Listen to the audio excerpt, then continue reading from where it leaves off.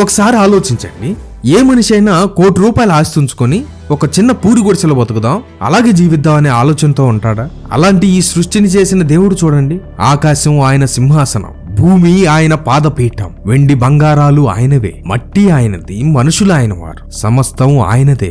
అలాంటి మహా గొప్ప దేవుని జీవితంలో ఎలాంటి సీన్స్ రాయబడ్డాయో చూసారా? దేవునికి ఎంతో ప్రియకుమారుడు అంటే ఆయన కథ ఇంకెంత హీరోయిక్ గా ఉండాలి, ఎంత ఎపిక్ గా ఉండాలి, ఎంత గొప్పగా ఉండాలి.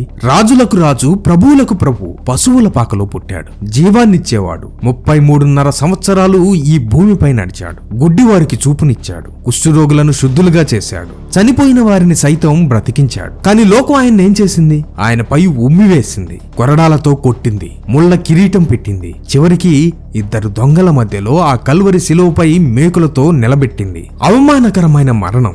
ఆయన శిష్యులు పారిపోయారు, శత్రువులు మేమే గెలిచామని సంబరాలు చేసుకున్నారు, సాతాను విజయోత్సవం చేసుకున్నాడు, భూమికి చీకటి కమ్మింది, కథ ముగిసింది అనుకున్నారు. మన రక్షకుడైన యేసుక్రీస్తే కొంతకాలం దారుణమైన శ్రమల గుండా వెళ్లాల్సి వచ్చింది. ఆయన అన్ని నామముల కంటే గొప్ప నామంగా హెచ్చించబడాలంటే ఆయన జీవితంలో దేవుడు రాసిన కథను చూడండి. మన రక్షకుడైన యేసుక్రీస్తు జీవితంలోనే ఒక మనిషి భరించలేని సీన్లు రాయబడ్డాయి. చిన్నతనంలోనే మరణం వెంటపడే సీన్, కంపు కొట్టే పశువుల పాకలో పడుకునే సీన్, మంచివాడు కాదనే నజరేతు సీన్, దెయ్యాలకు అధిపతి, అబద్ధ బోధకుడు అనిపించుకునే సీన్, పరిసయ్యులు శాస్త్రాల చేత అప్పగించబడే సీన్, ఉమ్మి వేయించుకోవాలి, ఆయన శరీరం నలగగొట్టబడాలి, శిలువ మీద ఆయన చేతగాని వాడిలా కనపడాలి, ఆయన ఒంటి మీద వస్త్రాలు ఉండకూడదు. ఇలాంటి పరిస్థితులు గుండా వెళ్లిన పరిస్థితులు మనందరికీ మాదిరికరమైన ప్రభువు జీవితంలోనే ఉన్నాయి అంటే మనం ఎంతటి వారం? మన జీవితంలో మనం భరించలేనివి, పోరాడలేనివి ఎన్నో ఉండొచ్చు. దేవా, ఎందుకు ఈ కష్టం, ఎందుకు ఈ పోరాటం అని దేవుణ్ణి మనం ఎంతగానో ప్రశ్నించవచ్చు.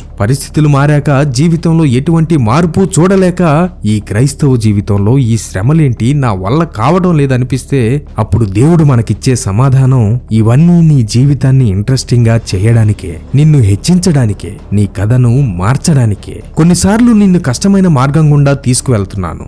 ఎందుకంటే దేవుడు తన ప్రజల జీవితాలలో పనిచేసిన విధానం ఇది. యేసుక్రీస్తు జీవితం చూడండి, ఆయన నామం అన్ని నామముల కంటే గొప్పగా హెచ్చించబడే ముందు ఆయనకే కొంతకాలం శ్రమలు తప్పలేదు. సొంత ప్రజల ముందు ఆయన ఒక ఫెయిల్యూర్ లా కనపడుతున్నాడు, ఒంట్లో ఓపిక లేదు, సిలువ మీద లాకైపోయాడు. ఆయన ప్రసంగాలు విని వెంటబడిన ప్రజలు ఆయనతో లేరు. ఆయన పేరు, హోదా అన్నీ పోయినట్టు అనిపించింది. ఏ మనిషి సహాయం చేయలేని పరిస్థితి. కథ అయిపోతున్నట్టు, జీవితం ముగిసిపోతున్నట్టు అనిపించింది. ఇంకా ఏ దిక్కు లేనివాడుగా కనబడుతున్నాడు.